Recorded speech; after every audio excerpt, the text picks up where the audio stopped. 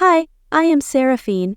At my baby shower, my sister didn't just humiliate me with a fake DNA test claiming my husband wasn't the father. She orchestrated a vicious spectacle to steal my joy, only to be blindsided when her own husband served her divorce papers in a public reckoning that exposed her lies and shattered her facade before everyone we loved. Before we dive in, what time are you listening to this and where? Drop a comment below, because this isn't just a story about a baby shower. It's about what happens when silence stops being a shield and becomes your sharpest weapon. I pulled into my parents' driveway a little after 9:00 a.m. The Florida sun already beating down harder than it should for early summer. My husband, Nathaniel, had offered to come with me, but I told him not to worry. It was just brunch, the kind with lukewarm eggs, overly polite smiles, and the lingering scent of orange blossom furniture polish that never left this house. "You're walking into a trap," my gut warned, but I brushed it aside, clinging to hope. Inside, everything was exactly where it had always been. The foyer smelled like aging wood and clean linen. On the left wall, past the credenza, was the gallery. Family pictures stacked in chronological chaos, but with one running theme. Fiona, my sister, was in nearly all of them. Big hair, bold smile, new haircut, new boyfriend, new year. Her middle school pageant photo, where she wore a sequin tiara and a spray tan too dark for a 13-year-old, still had the prime real estate at the top center of the wall, like she'd won something none of us would ever understand. I said hi to Mom, who was already in the kitchen, whisking eggs like we were feeding 15, not 4.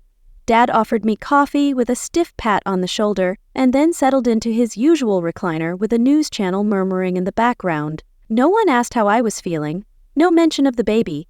Maybe they were trying not to overwhelm me, but silence has a way of becoming its own kind of noise. I wandered into the hallway, past the piano we were never allowed to touch as kids, and stopped in front of the Sisters Forever frame. I'd bought it when I was 10. 2 picture slots, a glitter phrase in cursive across the bottom. The idea was simple, one photo of each of us. Mine never made it in. I remember giving it to her with a ribbon tied around it, practically begging for that one sliver of acknowledgement. She laughed and slid in a photo of herself at dance camp instead. Today, it still stood there. Just her. Always her. You erased me even then, I thought. The empty slot, a silent wound. "Brunch will be ready in 15, Mom called, snapping me out of the daze. I walked back into the kitchen and started slicing fruit. We moved around each other like strangers on a subway, familiar but disconnected. She talked about the neighbor's new patio, some community fundraiser, and how Dad had hurt his back trying to fix the gate. I nodded, smiled, tried. Then my phone buzzed. I almost didn't look, but something in my gut told me it wasn't just another ad or app reminder. I wiped my hand on a paper towel and picked it up. Tagged Fiona Crestwood posted a photo. The caption stopped me cold. First to bring a grandchild. Maybe not, but at least I'll look good doing it.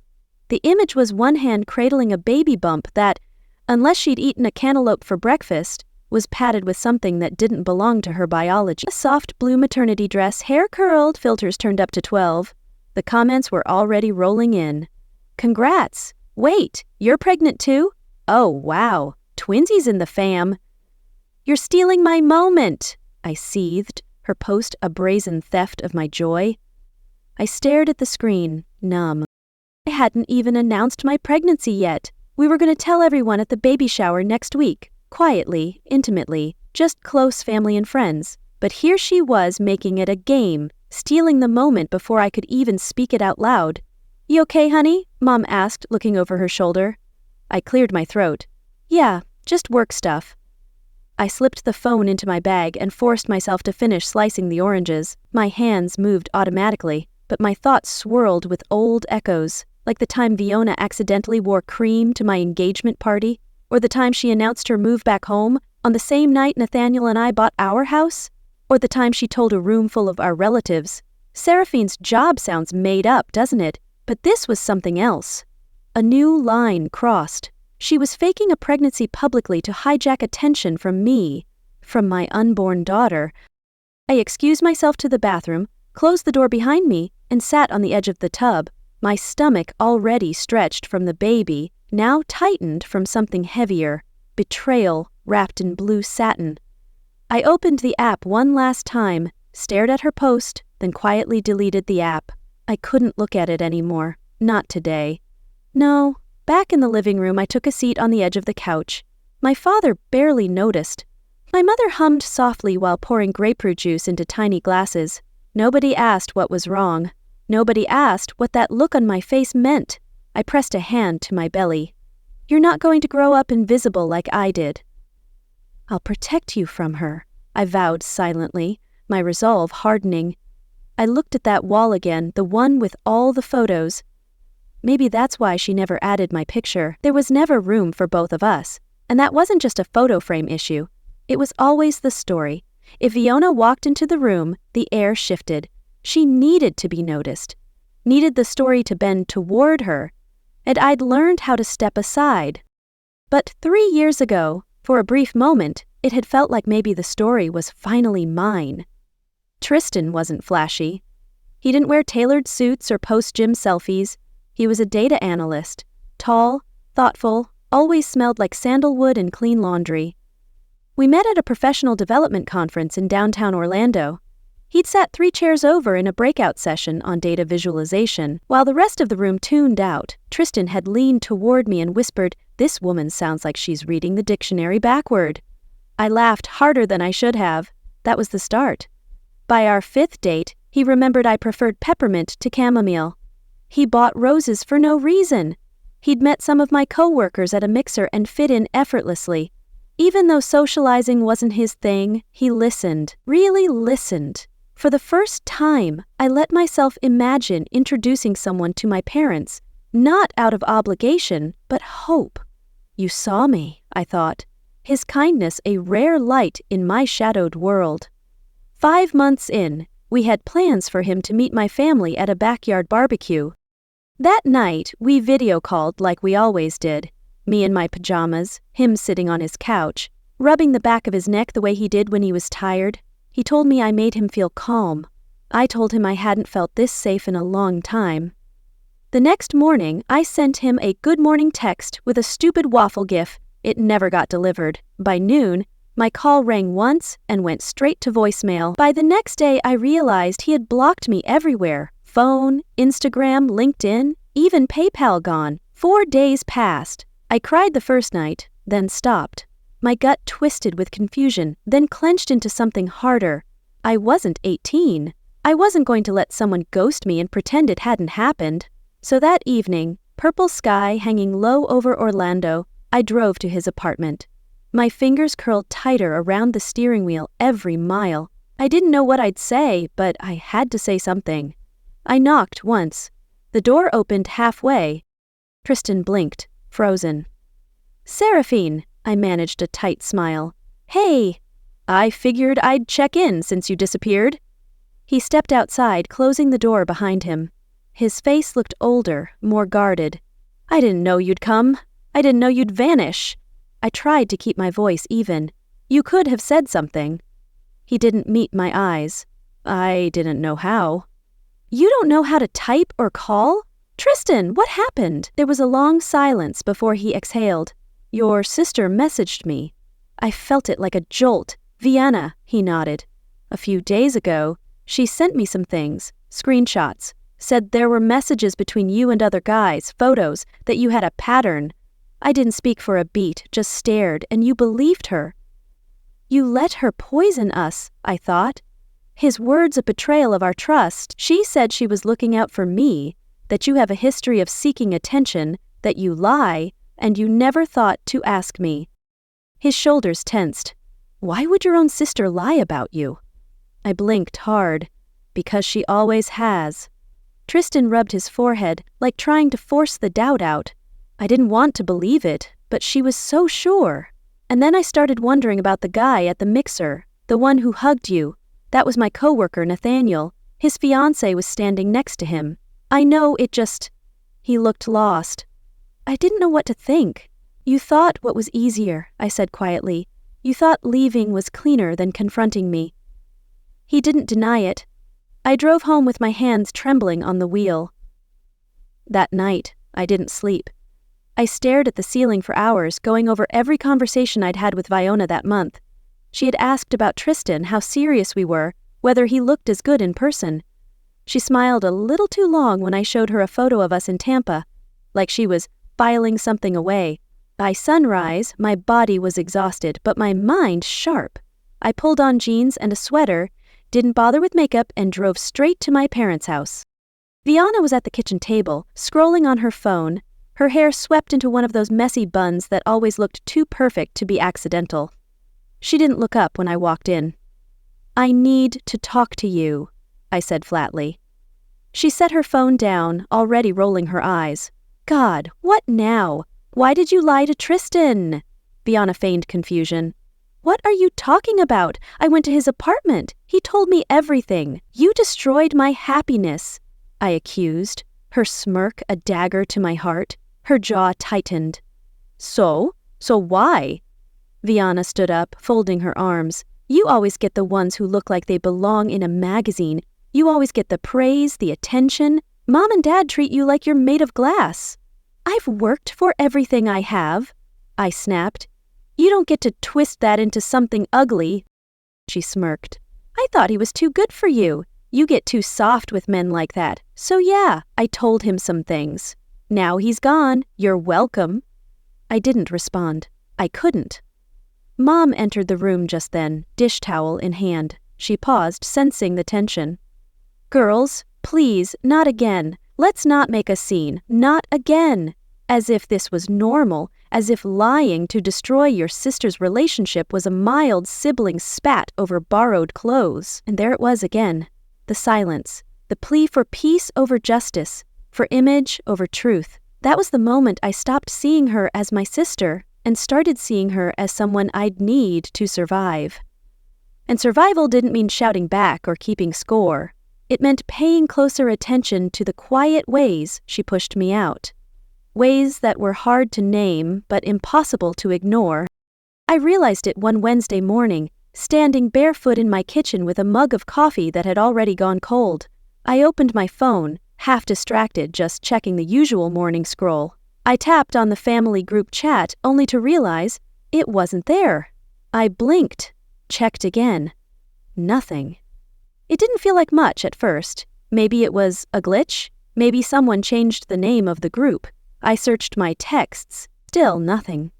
Then a few minutes later, a cousin messaged me directly. "Hey, you coming to Grandma's party Saturday? Your sister's organizing it. Should be fun." I stared at the screen. What party? What Saturday? No one had told me a word. You excluded me again, I thought, her omission a deliberate snub. I texted back simply. I hadn't heard about it. The typing bubble appeared for a second, then disappeared. By the time Saturday rolled around, I had talked myself out of asking. If they wanted me there, they would have said something. If they didn't, well, I'd survived worse. Still, I showed up.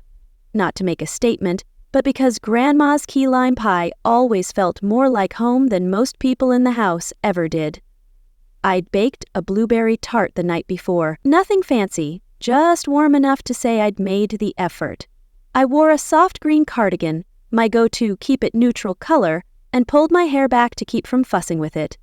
Their house buzzed with voices when I arrived. Laughter floated through the screen door. I stepped in and was hit with a wave of gumbo and perfume. Someone had gone overboard with jasmine spray. "Seraphine!" Dad called from the den. He smiled like everything was normal, like I hadn't been erased with the swipe of a finger. "Hey, Dad!" I set the tart down on the kitchen counter. No one looked up. Viona was already holding court, retelling a story about her trip to Miami last week. I told the waiter, "Sir, if this shrimp was any saltier, it could file for a restraining order," she said. Everyone roared. I slid into the seat furthest from her. My mom looked over, gave me a half smile, and passed the cornbread. "Glad you made it, sweetheart." A family friend, Mrs. Hensley, leaned toward me, surprised. "Oh, we thought you were still out of state." I kept my tone light. "Nope. I've lived 10 minutes away for the last 5 years," she chuckled. "Oh, I must have misunderstood. Viona said something about you traveling all the time." I glanced across the table. "Viona didn't even flinch. She sipped her wine like she'd earned it. Dinner passed in waves. Small talk, refills, seconds. I smiled when expected, answered when spoken to, but it was like sitting inside a play I hadn't been cast in. And then, near the end, just as folks were beginning to reach for dessert, Viana raised her glass. "I just want to say something real quick," she said, standing with that too-perfect posture she'd always carried, "to the women in this family, those who have always been brave, beautiful, and unapologetically themselves." Applause, smiles, nods. She looked right at me, glass still lifted. "Even the ones who take forever to find their voice." "You're mocking my silence," I thought, her words a veiled attack. The room chuckled, light, amused, like it was just harmless teasing. My hand hovered over my fork, and I said, "I didn't lose my voice, I just got tired of yelling into silence." The room went quiet. It wasn't even loud the way I said it. I didn't raise my voice, but somehow it echoed louder than anything all night. Dad cleared his throat. Someone shifted their plate. Viana smiled, but not the real kind, the tight, thin one, like the tension in a stretched rubber band. I pushed my chair back. "Thanks for dinner," I said to no one in particular, and walked out with my keys in hand. The sky had just turned violet, and the chill of early summer brushed my cheeks. I sat in the car for a few minutes before starting the engine. The silence inside was thicker than anything at the table. My phone buzzed. It was a text from Mom. "Did you really have to say that?" I didn't reply. I watched the street light flicker on outside their house. I thought, I didn't even raise my voice. And somehow that was louder than anything she's ever done. The quieter I got, the more they seemed to fear what I might say next. And yet here I was again, agreeing to coffee with the two people who had made it their life's work to drown out my voice. I told myself it was for peace, to keep things light before the baby shower next week. But part of me wanted to see just how far Viana was willing to go, this time. We met at a small cafe on West Avenue, the kind with painted iron chairs and mismatched mugs that made everything feel intentional. The late afternoon sun was soft, casting shadows across the stone patio. I arrived first, I always did. I ordered peppermint and chose a quiet table in the corner. 6 minutes later, my mother showed up, fussing with her scarf and waving to someone inside. Then came Viana, sweeping onto the patio like she owned the place. That's when I saw it. A custom coral shirt glittered across the chest in gold cursive godmother-to-be. My hand tightened around my teacup. She kissed Mom's cheek, then leaned in toward me, voice syrupy. "Thought I'd surprise you." I blinked slowly. "Viana, I never asked you to be the godmother." She laughed, but there was something sharp underneath it. "Oh, come on. Don't be weird about it. Everyone just assumed." "No," I said more firmly. "I didn't assume, and I haven't decided yet."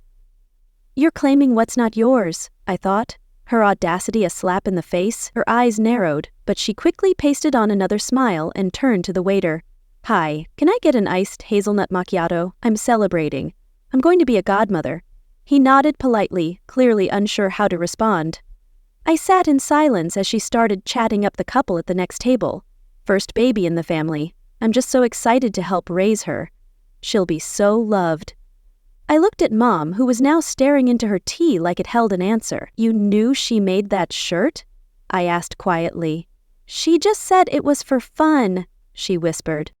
I didn't think she'd wear it in public. I stood up and pulled Viona aside, away from the other tables. "You need to stop." She tilted her head as if amused. "Why are you always so tense?" "Because you keep rewriting my life like it's a script you can punch up." She crossed her arms. "You're about to be a mother. People are watching. You don't want to look cold. This family has a certain image, and I'm just helping you protect that." My jaw clenched. "This isn't about image. It's about truth and boundaries." "You don't respect me," I said, my voice low but firm. "And I'm done letting you trample my life." But she wasn't listening. She never was. We returned to the table. The server had placed her drink down, but she didn't touch it. Instead, she adjusted her shirt so the godmother glitter caught the light. That's when she leaned back and said loud enough for half the patio to hear, So, is the baby's room in that same house you inherited from Grandpa, or did you finally decide to sell it? I froze. The house had been left to me directly, no contest. But the whispers had started years ago about how our parents had influenced the will. Fiona had repeated that lie enough times I wasn't sure if even she remembered it. Two women at a nearby table turned their heads. I looked at my mother. Her lips parted, then pressed together again, silent. "It's mine," I said calmly, clearly, legally, morally, all of it. Fiona gave a soft scoff. "Touchy. I stood. My voice was steady now. "And you're not the godmother." She blinked. "You don't get to name yourself anything in my child's life, not without asking, not after what you've done." Her smile cracked. "You don't get to claim what's not yours anymore. That includes roles, stories, or family legacy."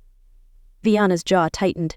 She grabbed her untouched latte and tossed it into the trash can like it had betrayed her. "I was trying to make this easier," she muttered, then stormed off toward the parking lot, leaving a trail of silence behind her. I sat back down. My hands were trembling slightly, but I didn't hide them. My mother said nothing for a long time. Finally, she looked up. "You know how your sister gets?" I took a slow sip of my tea. "No," I said, "I know how she stays, and I'm done adjusting to that." "I'm choosing my peace," I declared, her silence a failure to protect me. The breeze picked up. The glitter on the empty seat across from me caught the light once more. For someone so desperate to be part of my child's life, she never asked what I wanted. And now, standing in the backyard of my parents' home, surrounded by pastel balloons, folding chairs, and voices trying too hard to be cheerful, I realized Fiona never had to ask. She took. The baby shower was meant to be small. My request, not my mother's. I told her, no surprises, no RSVP list longer than a Walmart receipt, and absolutely no speeches.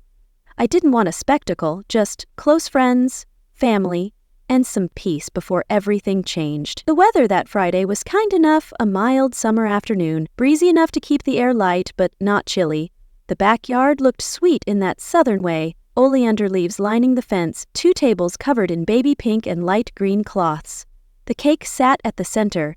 He, or she, let's see, in thick white icing with plastic forks nestled in a glass jar nearby. I was actually smiling when I walked in, until I saw her.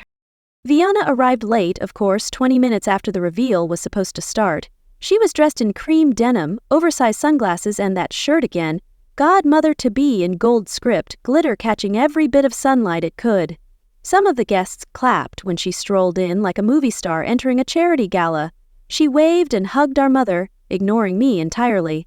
Nathaniel appeared behind me, pressing his hand gently against my lower back. "Breathe," he whispered, his lips close to my ear. "She's just making noise." "She's planning something," I warned myself, her presence a storm cloud on my horizon. I nodded. But inside, I was already preparing for impact. The actual reveal came a few minutes later. My mom counted down from 3, and Nathaniel and I cut into the cake together. Pink frosting spilled out from the center, and the crowd erupted.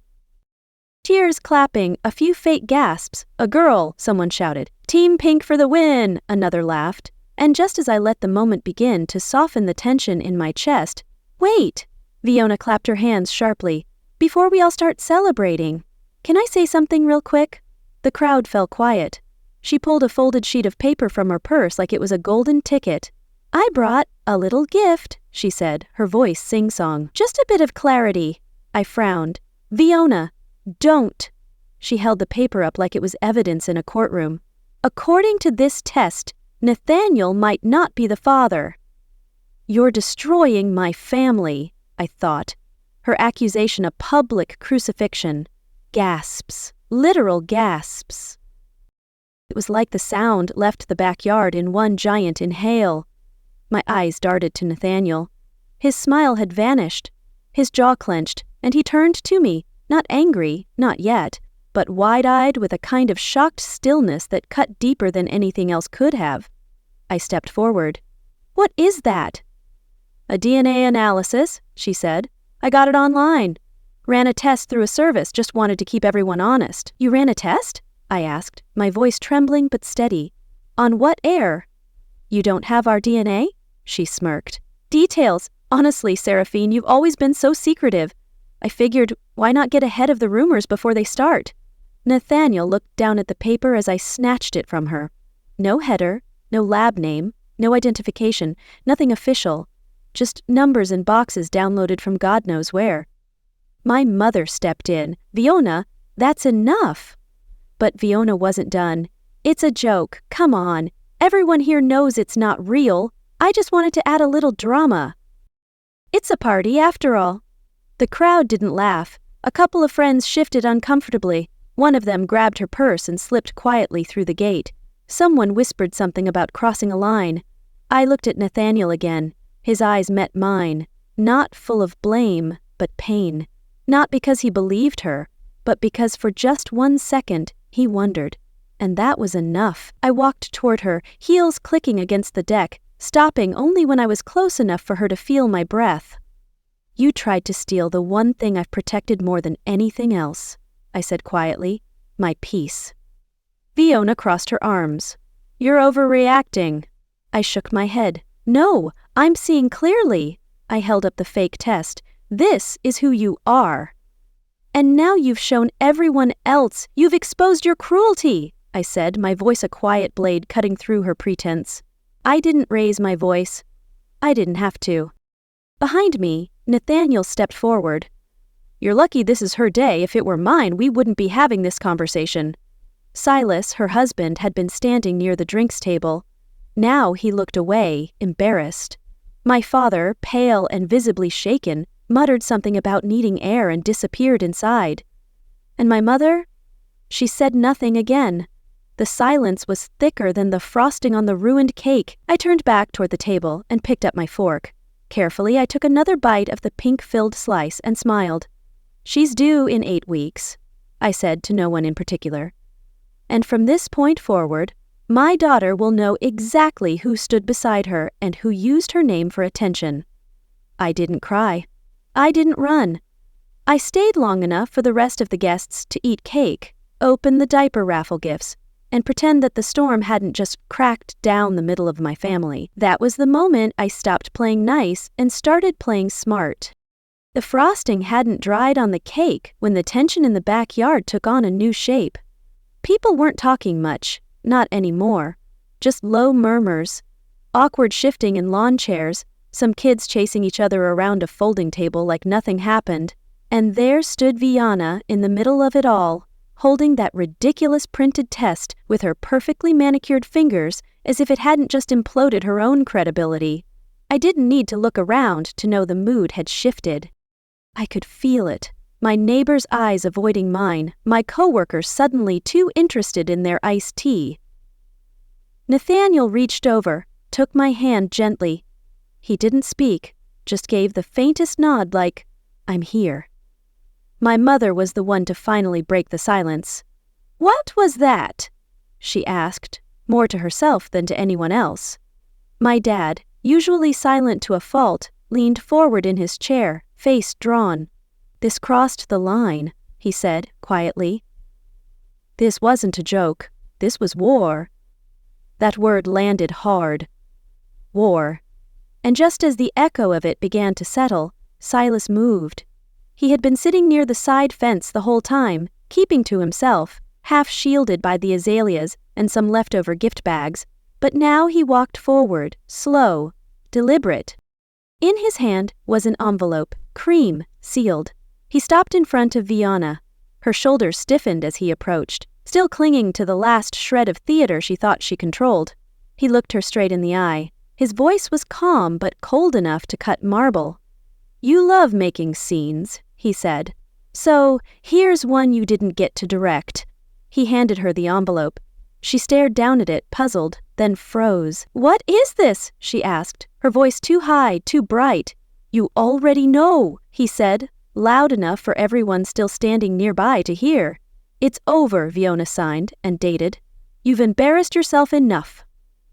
You've lost everything, I thought. His action a public dismantling of her world. Gasps again, but quieter this time, more weighted. Even the kids slowed down. You're divorcing me? she snapped, looking from the envelope to his face. Right here, right now. Silas didn't flinch. You made this mess public. I'm just taking out the trash in the same place you dumped it. The backyard, once buzzing, went still. Even the breeze seemed to hold its breath. Fiona, this is insane. Don't do this in front of them. You already did worse, he said. You attacked your pregnant sister with a lie. You humiliated your entire family. For what? Clout? He turned away and started walking back toward the gate. Fiona stood rooted, fingers trembling, the envelope dangling from her hand. And I stayed where I was. I didn't step in, didn't smirk. I didn't need to.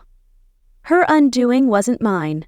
It was hers, start to finish.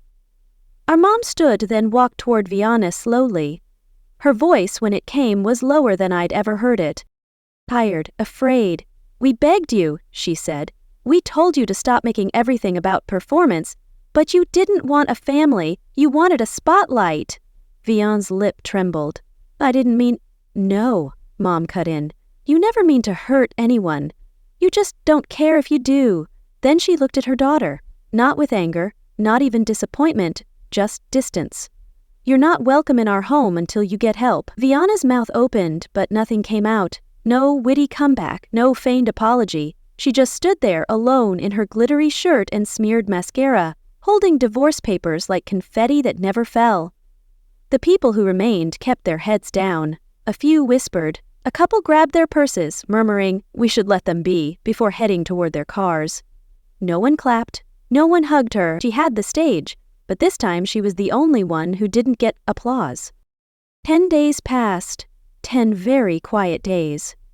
After the disaster that was my baby shower, Nathaniel and I slipped back into the rhythm of our little apartment. I spent the days folding onesies and setting up the bassinet we'd ordered. Nathaniel checked the locks twice every night. Neither of us said it aloud, but the silence from Fiona was unsettling. That Thursday, just as the sun dipped low and the blinds threw slashes of golden light across our kitchen floor, there was a knock. Not the light tap of a neighbor dropping off mail, not the delivery guy with pizza. It was heavier, too familiar. I paused mid-fold, a tiny pink hat in my hand, and looked toward the door. Nathaniel came around the corner, wiping his hands on a dish towel. "You expecting anyone?" I shook my head. The knock came again. I stepped forward, unlocked the deadbolt, and cracked it open. There she was, Fiona, sunglasses on, even though it was nearly dark. Her hair looked slept on, her makeup from God knows when. She held a duffel bag in one hand and some kind of gift bag in the other. "I just need a place to stay," she said flatly. "One night." For a moment, I couldn't move. I just stared. My mind went blank, then furious, then blank again. Before I could say anything, Nathaniel appeared beside me, his voice firm but controlled. "This isn't the place," he said, "and it's not the time." Fiona turned toward him like she hadn't noticed him standing there.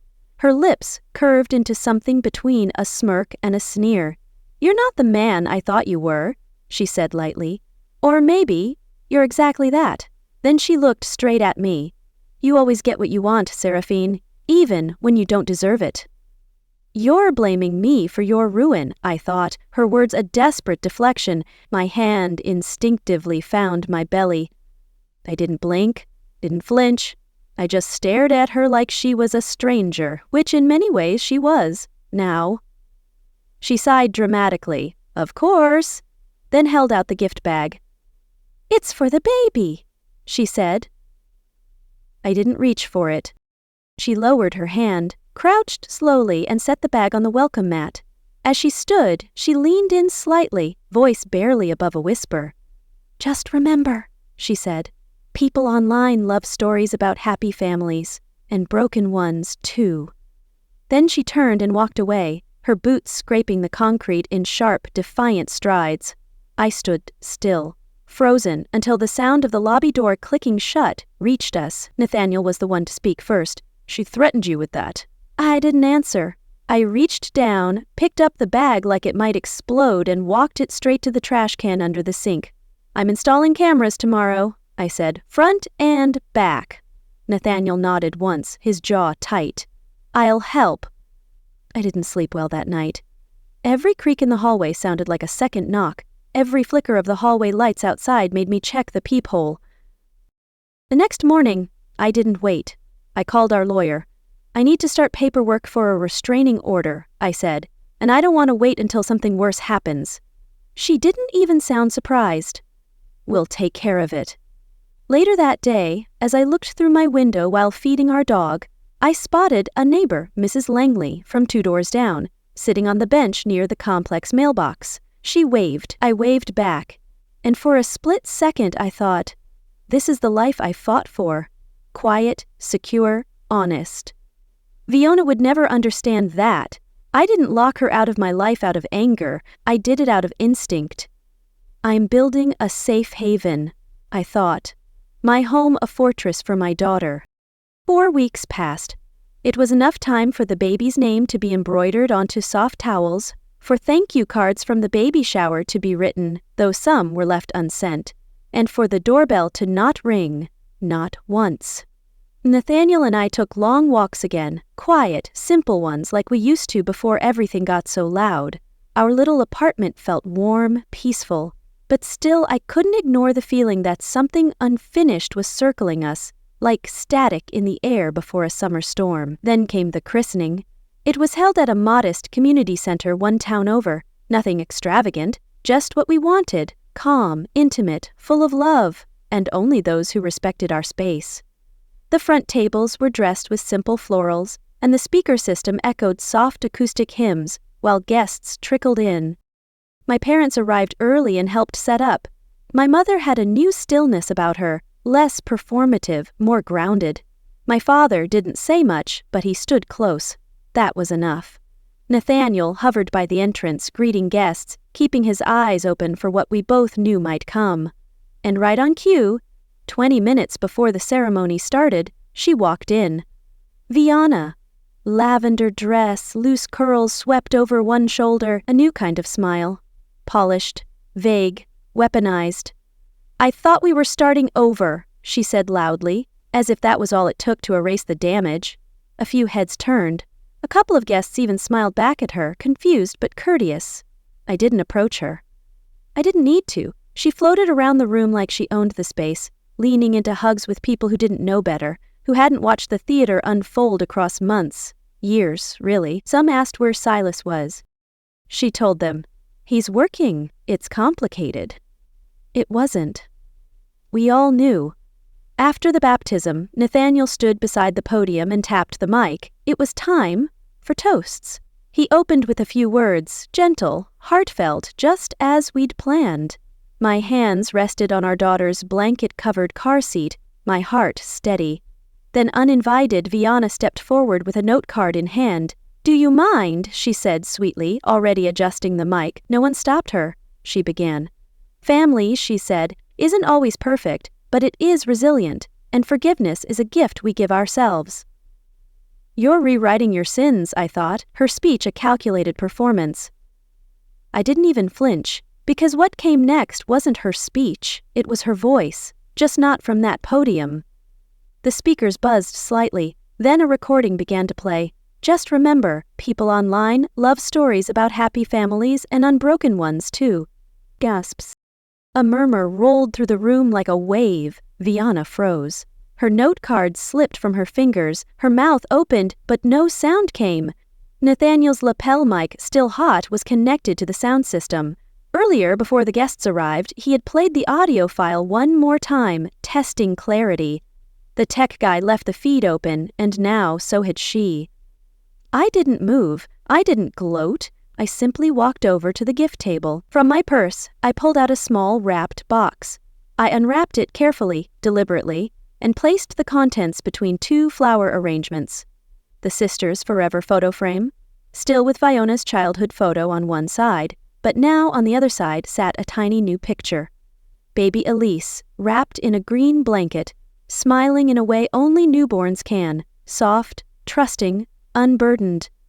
I turned to face the room, not raising my voice, just letting it land. I found someone who deserves the space she never made for me. That was it. No monologue, no vengeance speech, just the truth. Guests whispered, some looked down, Others glanced toward Fiona, who by now was trembling, cheeks flushed, not with shame, but disbelief. It was the look of someone realizing the narrative had slipped from their hands. She took a step toward the podium, opened her mouth again, but this time no one waited to hear. People were already drifting. The photographer unplugged his gear and began packing early. My parents stood silently beside each other. My mother didn't move toward Fiona, she just watched her. When Fiona finally turned and stormed out, heels clicking hard against tile, no one followed. No doors were held open, no eyes met hers, and no one clapped. She left the way she came into my story, loud, unwanted, and convinced the silence would miss her. But silence can be a sanctuary too. 4 mornings had passed since the christening, and I still hadn't taken the frame down from the shelf. It sat on the entry table where the light hit just right, casting a soft glow across the glass surface each morning. Baby Elise's face stared out with wide eyes, unaware of the storm that had quieted just beneath her. I was alone with her in the living room that Wednesday. The world outside hadn't fully woken up. The birds had, though, and their song floated through the cracked window above the armchair where I rocked her. The air smelled faintly of formula, and the rose sachets my mom insisted would help calm a new mother's nerves. On the table next to me sat the frame. But this time, it wasn't bare or broken. It had been placed inside a custom shadow box, glass sealed, corners locked. One side still bore the old photo of Fiona in her pageant crown, the one she never let anyone forget. The other now held Elise, swaddled in a light green blanket, arms tucked close to her chest, lips parted as if caught mid-dream. That frame used to haunt me. Now it didn't speak. It didn't accuse. It just existed, a symbol of what was, and what I'd chosen to make of it. I was halfway through humming "You Are My Sunshine" when my phone buzzed on the kitchen counter. I paused the rocker with my foot, tiptoed over with Elise still against my shoulder, and peeked at the screen. Mom. I hesitated for just a second before answering. "Morning," I said softly. She didn't say anything right away. Then, just above a whisper, came her voice. "Your father and I watched the christening video again last night. Nathaniel sent it." I nodded, unsure if she could hear it. She continued, "We're proud of you, of how you handled it, of the mother you're becoming." Then, after a breath, "And we're sorry that it took us this long to say it out loud." You're finally seeing me, I thought. Their apology a fragile bridge to healing. There was silence, no scrambling to justify the past, no sudden tears, just words I'd stopped waiting to hear long ago. "Thank you," I said. Not bitter, not expectant, just steady. She asked if she could drop off some things later that week. I told her I'd think about it. Then we said goodbye. By the time I hung up, Nathaniel had stepped out from the bedroom, coffee mugs in hand. He raised one toward me like a peace offering, then kissed Elise on the head before setting both cups down on the table beside the frame. He looked at it, then at me. "You okay?" I exhaled slowly, brushing a thumb over Elise's downy hair. "I think I finally understand what peace feels like. It's not perfect, but it's mine." He nodded. "You earned it." That night, after we put Elise down and the house dipped into its evening hush, I took the frame in both hands and carried it to the living room shelf, not to hide it, but to elevate it. I placed it high between a framed poem I loved and the candle we lit every New Year. It wasn't out of reach, but it was out of reach of harm. Some people will never love you the way you need. Some sisters stay frozen in the roles they wrote for you. But motherhood taught me something. The story doesn't end because someone exits. It begins when you decide who's worth staying. I turned off the light, leaving the frame bathed in soft moonlight from the window. It was finally still. If there's no room for you in their story, maybe it's time to start writing your own. "I am Seraphine, and I am enough," I whispered, my heart scarred but whole, carrying a truth Fiona could never erase.